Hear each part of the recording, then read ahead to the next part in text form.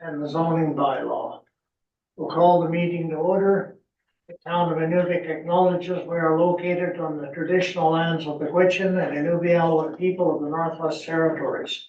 We are grateful to be allowed the opportunity to learn, work, and live on Treaty 11 lands within the Gwich'in settlement area and the lands of the Inuvialuit Final Agreement. So, before we get to item number 2, our SAO has a few opening comments. Thank you, Your Worship. Actually, Camilla, if you're online, I'm going to let you do your first few opening comments, and then I'll take it from there. Thank you. Hi, everyone. My name is Camila Ramus-Strankman, and I work with Dillon Consulting. I'm speaking from my home in Calgary and just want to provide a brief overview of the community plan and zoning bylaw project. So Dillon Consulting was retained by the town to conduct engagement and prepare the draft community plan and zoning bylaw for the town. The town's current documents required an update to just better reflect the changes in the community since the previous documents were adopted a number of years ago. And so as part of this project, we visited the town twice, once in August and once in October. And during these visits, we met with council, conducted public engagement, which included hosting in-person sessions, a pop-up and an open house, and we met with stakeholders and Indigenous groups to gather feedback as we drafted these plans. The feedback we gathered was summarized into a What We Heard report, which informed the 2 documents. And the draft documents were shared to the community members and stakeholders and the 2 Indigenous groups late last year before first reading. Now, in order for the documents to be accepted by the town, 3 readings and a public hearing are required. Both the community plan and zoning bylaw were granted first reading in December, and today we're here to listen to the community members at this public hearing. I believe that the plan is to listen to the community plan comments first, and then following that, we'll hear comments on the zoning bylaw second, but correct me if I was wrong. Council will consider any of the comments today, and if needed, they're able to make motions for changes as part of second reading, which will be after the public hearing. After second reading, the community plan is then shared with the minister for approval, and the GNWT, as part of this process, will seek input from the First Nation communities as part of duty to consult. So although the draft documents were shared to the First Nations as part of our engagement, the minister will be reaching out again. And so following minister review of the community plan, both documents will be brought back to council for a third and final reading, which is anticipated to also be on the same day. The public hearing is intended as a time for the public to speak, but if there's confusion about something, I'll be available to answer general questions about the community plan or the zoning bylaw through the chair as directed. And I'll pass it back to the town. Thank you, Camilla. I just want to say thank you to Camilla and Dillon Consulting and all of her colleagues that worked on the project. Also want to thank all the administration, council, and the mayor for all of the input, and the public, of course, as well. It's been a long journey. I think this project started back in June last year and was slated to at the end of 2023 in December. So we're actually a few weeks behind schedule, but due to the wildfire in Yellowknife, the Dillon Consulting office was actually evacuated and had to work remotely. So we are a little behind schedule, but we are nevertheless nearing completion of a very long and a very important project. So with that,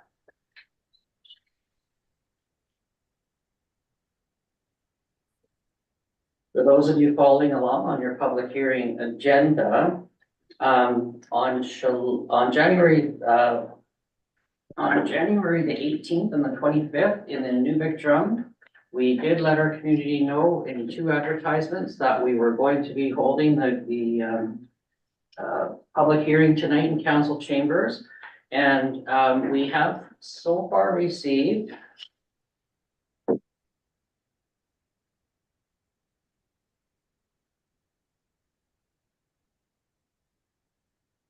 a total of one written, suggestion for the community plan. So we received one written, submission, for the plan. For the community plan opposed, we received, a long, report from a resident, Mr. Paul Kamarami. And we've also received, two verbal updates to the community plan as part of this public hearing process. And those were the instructions that we, indicated both on our website, our social media, and through the Music Drum. So we have a total of 4 altogether, 2 written and 2 verbal. On the zoning bylaw itself, I guess a lot of the people that read through those documents are not, the experts when it comes to issuing development permits. So we did not receive any, comments written or verbal back on the actual zoning bylaw itself. And with that, I'm going to now switch it over to the first, presentation in favor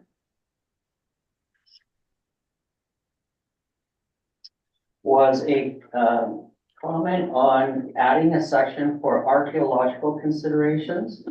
And this came from, a master's in archaeological work from the GNWT, from Naomi Smethurst. And she is suggesting that we add in section 3.4 of the community plan some narrative about, archaeological sites. And I'm going to turn it over to Peter Schultz to provide his feedback on this particular, item for the zone, for the community plan. Thank you, Mr. Travish. Peter Schultz, Development Officer for Town of Inuvik.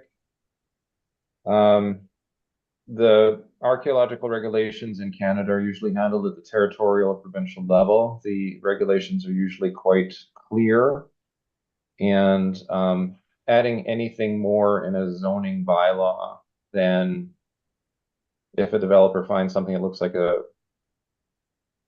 heritage or archaeological artifact, to please notify the correct authorities with the GNWT. It will just be creating an extra layer of regulation for the town to handle. And we are not, to my knowledge, equipped with any staff members with any professional accreditation in archaeological skills. And secondly, typically archaeological finds will occur when ground is broken for the first time, which will happen when a road is being built or a utilidor is being built, or if regrading is occurring. That'll happen the vast majority of the time, and this being a northern community, most of the time that will be the town undertaking those works. And we would have staff either on scene or closely monitoring the work who would know if we find a arrowhead or what looks like a tent ring or something to notify, to just halt work and then take a couple of pictures and go call our nearest friendly GNWT archaeologist and say, hey, is this what I think it is? Should we hold on? So I think anything beyond just a very simple referral statement in the zoning bylaw is going to create confusion. And as I said, there is no precedent that I'm aware of any sort of detailed archaeological section in any zoning bylaw I've ever encountered in my career, which is around 30 zoning bylaws that I've reviewed in some detail. Right, thank you, Mr. Schultz. The next one is a long report from a community member, and I will just make it maximized. And for those of you who might be at the back of the room finding that hard to read, you're welcome to approach a little bit closer so you can read through the information. And then we would consider this as additions or revisions or any comments open for discussion about whether or not we would include some of this in the community plan?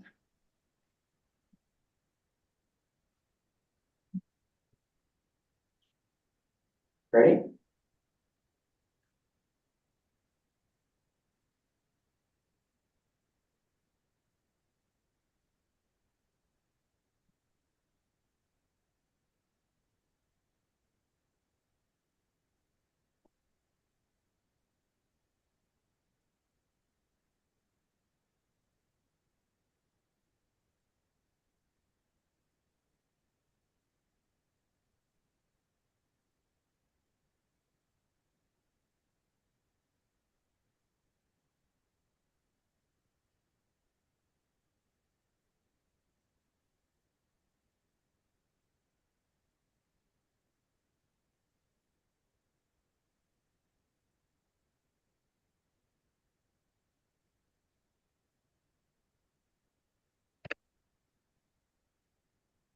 Is anybody talking?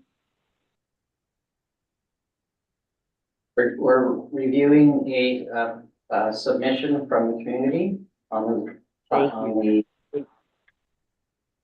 Okay, thank you. They're not using the video. They just have them. I nominate Tony just to read it all up.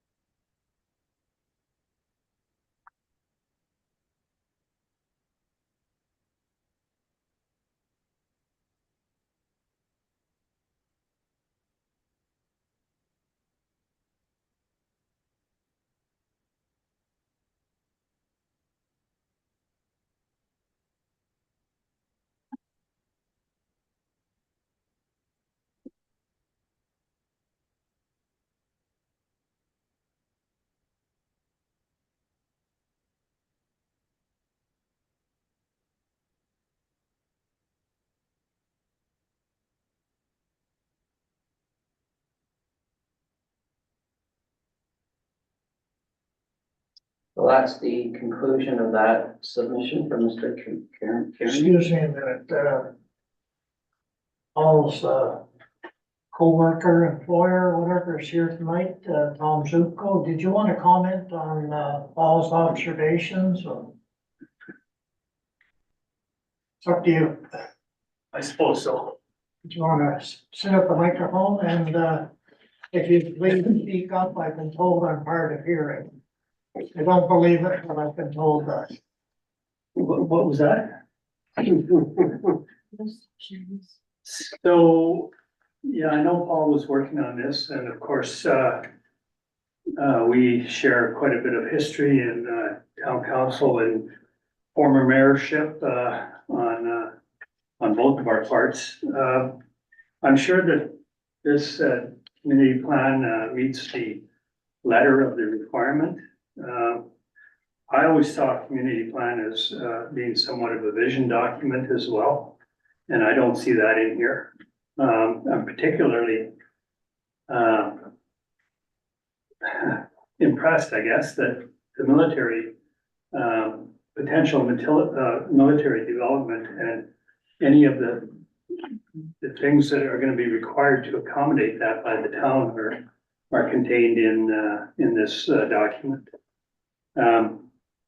We've known for quite some time now that the military was gonna play a substantially increased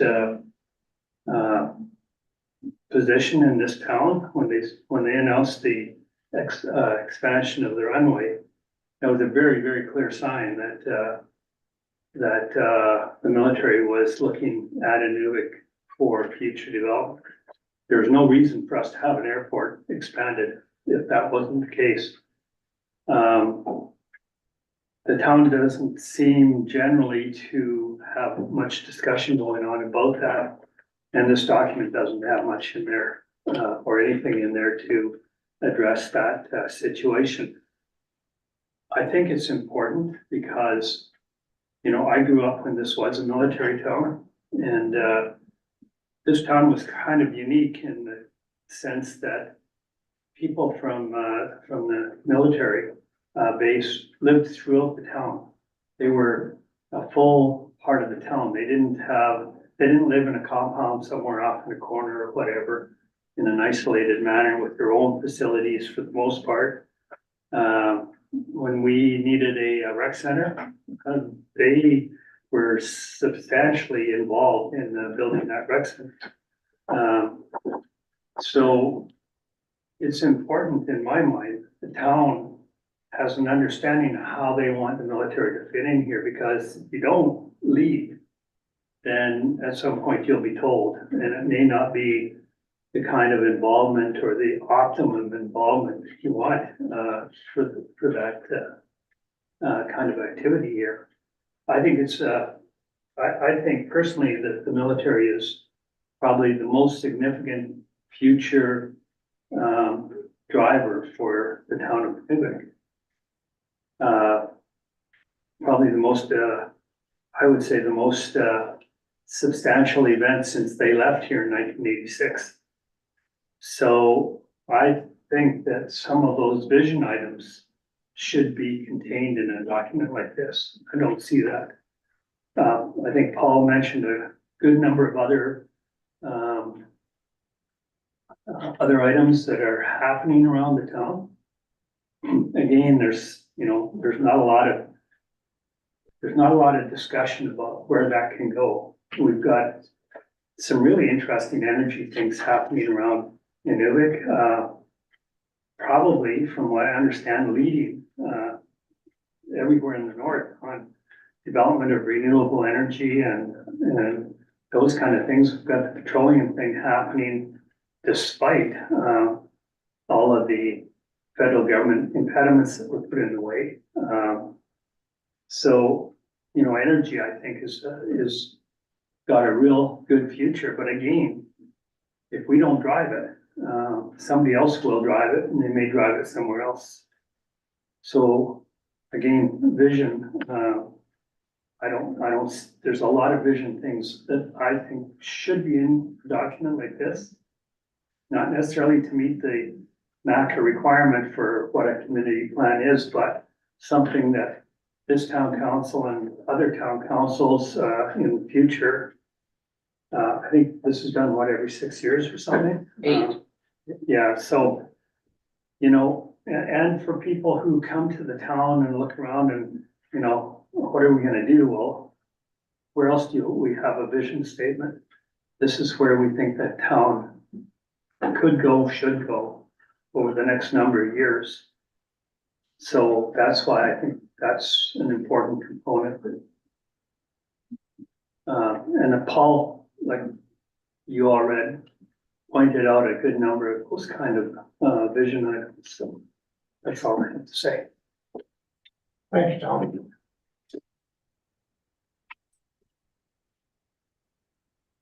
Go ahead, Michael. Thank you, Mr. Zivko, and thank you, your worship. I want to just finish off the other two items that were submitted.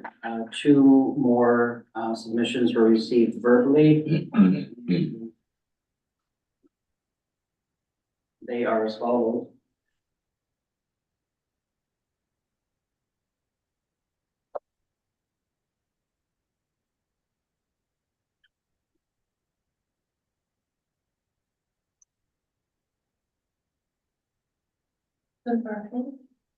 Where is the community plan? The actual digital version of the community.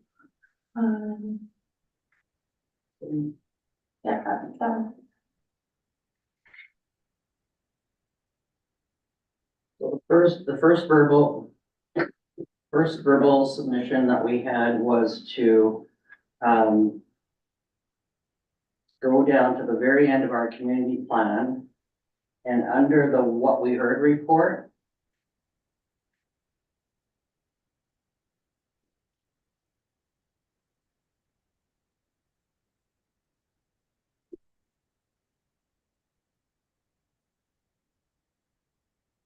in the two community visits, there was a section prepared on what we heard in the community.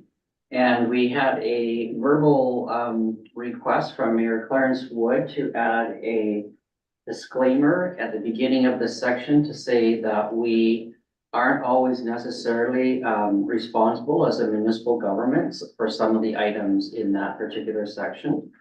So that was the first verbal submission that we received, and then the second verbal submission was for our future growth zone,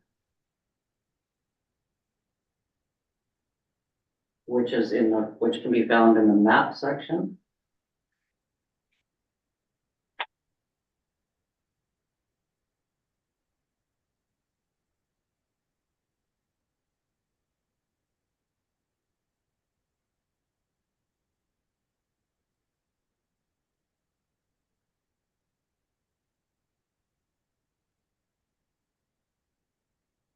So in the map section, the verbal request was not to consider all of this future growth zone as future growth potential, because there is some soil and undevelopable land in this region. So we would like to add, or the submission was, again, a verbal submission from Mayor Clarence Wood to have this section say that there's, undevelopable lands in that particular area, and they're not suitable. And that concludes the 4 submissions that we had. So there was 2 written, 2 verbal, and they were all on the community plan. We did not receive any feedback for the zoning bylaw. So with that, that concludes the item 2 and item 3 of the public hearing agenda. And does anybody have any questions? Or Camilla, did you want to add anything to that? No comments or questions from me, though if there are any questions from the public or from council, I'm happy to answer them.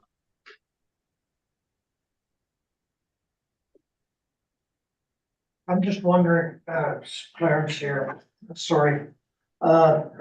With the revisions we're going to be suggesting, should they be done prior to second reading? Because between second and third meeting, this plan goes to the Minister of MACA. And I think he should be able to see a finalized document rather than one with revisions and so on and so forth. Recommended ones, I should say, because they won't be included in the document by the time we send it to the minister. So if council chooses to make revisions to the document through a motion, Dillon Consulting will be applying those changes as part of second reading and sending that changed version to the minister. So the minister will receive the most up-to-date version based on what was approved at second reading. And that was the concern I had, so thank you for answering that. Any other questions? Councilor Devlin? I just had a question about the last verbal submission by Mayor Wood on the future development. If not there, then where? Basically, and I understand that we've got some limitations on this area, but we should be looking at alternatives now that we've sort of We do have parts of that area. Parts we can okay. Expand it. It's just not the whole. You go to the the correctional center. They had all sorts of structural problems there because of where they built. So there is swampy area in there and has to be avoided. The same thing down. We could move it down around here, I believe there's a small pond or a lake. Tom, are you familiar with that area around Puma? Is there a pond of some kind? I'm not aware of any issues at that particular area, and actually, Okay. we did at one time look at developing a small subdivision in that triangle. Okay, And I don't recall any impediments in that area, other than there's a bit of a steep slope in some parts of it. yeah, I realize part of it is very steep. I saw a map where it identified a pond in that area. That pond, I think, there was a pond, just beside the visitor center. Between the visitor center and Gwich'in Road, there was a pond. It was a great place for skating rink every year, and then they decided that somebody might drown, so they filled it in. Oh, okay, then. Thank you. So that would be a future area as well then. Okay. It's only that one section that we have to be careful of.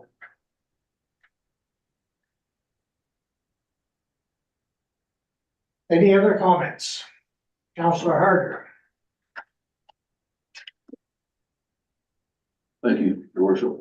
I'm in agreement with Mr. Zuko and Mr. Kamarami. I think we need to take the lead on future development. Because they are coming. It's pretty clear, it's very evident. We need to have more usable land. Are we able to, are we expanding out towards the airport? I look at our map and there really isn't that much land there, like usable land. Yeah. We need to look at developing our downtown core and maybe moving away from the Mackenzie core and having a brand new business sector. I mean, we need to diversify, we need to grow. And it's very clear that the future is coming our way. We either need, and we do need to take the bull by the horns on this, so. No, Okay, I'm thank in you. agreement with that, thank you. Anything, Councillor Devlin? I'm just going through, we don't really talk about high density housing at all, in this plan. And I hate to bring it up to the last minute here, but certainly high density housing is something that's being considered by a few, organizations in town. The question is, where would we put it, zoning wise?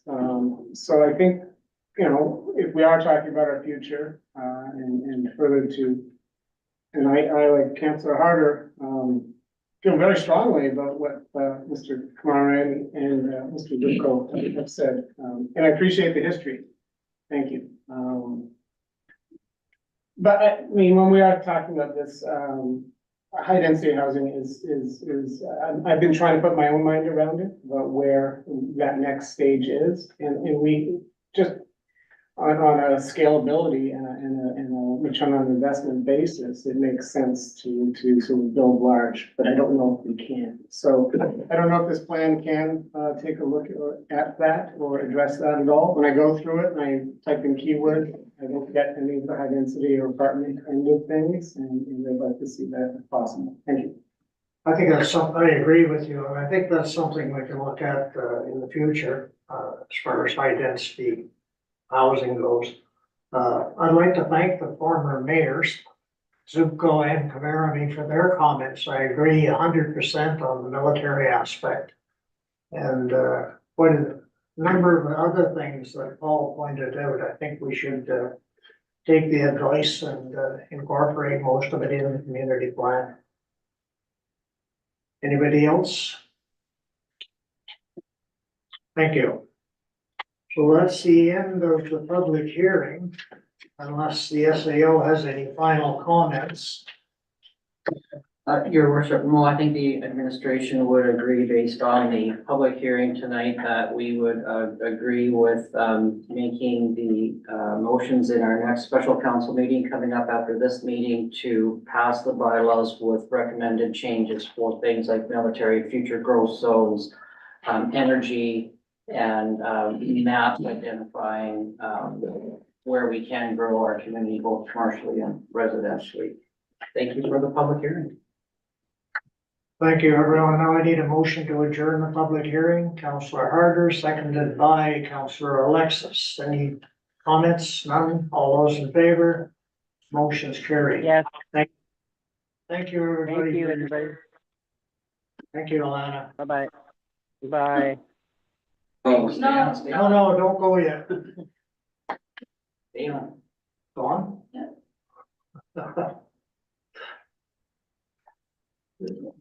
Grant's still there, boy. Counselor Gowland, are you still on? Oh, we still have a quorum. So. Hi, everyone. I'm still here. Yeah, Grant's still here. Thank you. Okay, we ready? Yes, sir. Okay, we'll call the special council meeting of January 30th, 2024 to order.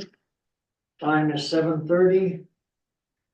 Item number 2 is adoption of the agenda. Could I get a mover and a seconder? Councillor Devlin, seconded by Councillor Alexis. Any comments? All those in favor? Motion's carried. Item 3, declaration of conflict of interest or pecuniary interest. Anyone? Seeing none. Item number 4, bylaws, 4.1.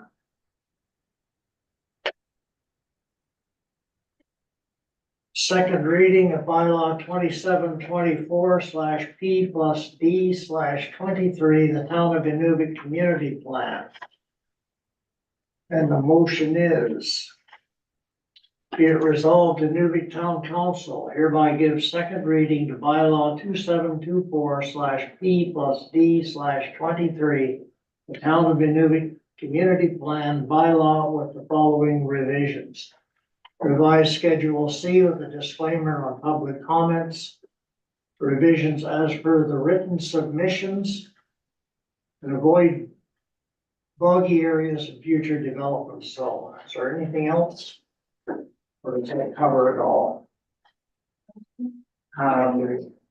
Your worship, just to clarify, the written submissions would include military. That's correct. All right, thank you. And the future growth zoning would be identified in the maps, including high density. Thank you. I don't know. Do we want to include high density this time? I think we have to start thinking about it. Okay. Yeah. Business and opportunities. I think it's worth including to prompt us to think about it as well. Councillor Gowans, can you repeat that, please? Sorry, I think it's, sorry guys, it's, I think it's worth including it to help prompt us to give some thought to it as well. You mean the high density? Yes, high density Oh. housing. Thank you. Okay, going over that again, the following revisions. Revised Schedule C with a disclaimer on public comments. Revisions as per the written submissions, in particular regarding military development. Avoiding boggy areas in future development zones and including high-density housing. May Any I comment? may I ask a question through the chair? Yes, Thank you. Just with regards to military, can council provide any guidance on what has been shared to the town of Inuvik regarding planned military expansion? So we can be more clear in the community plan. other than the airport development, we're not privy to any information as far as the developments in the town, so no, I can't share anything with you that we don't have. Mhm. Okay, so with regards to addressing those written submissions, it's specifically about military at the airport and military operations.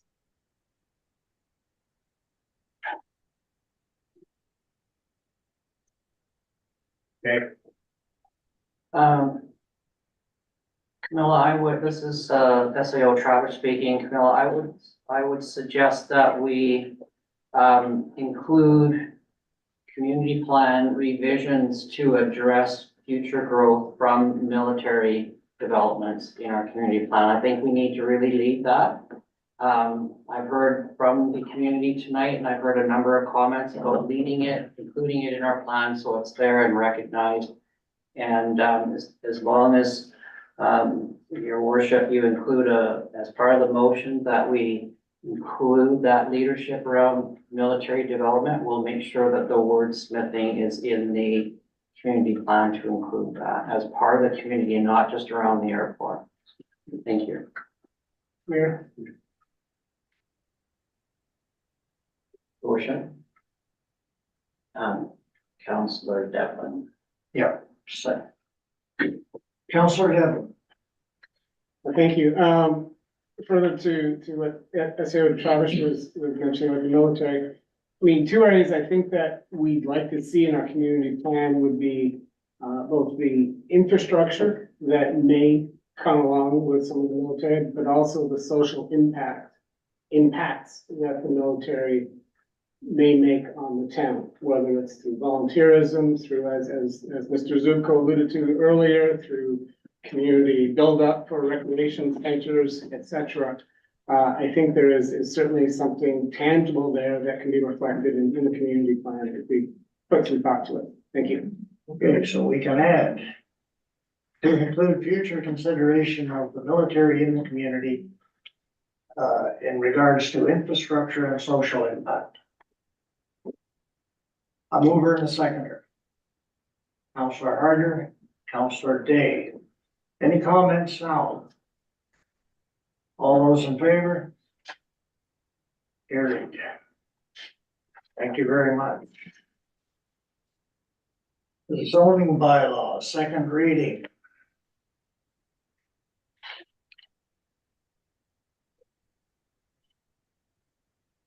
Be it resolved, the Newbury Town Council hereby gives second reading to bylaw 2725/P+D/23, the Town of Newbury zoning bylaw. A mover and a seconder, please. Counselor Devlin and Counselor Harder. Any discussion? All those in favor? Motion's carried. Need a motion to adjourn. Counselor Alexis. All those in favor? Meeting's adjourned. Thank you. You got a short number, bylaw, 2723/whatever. Bye.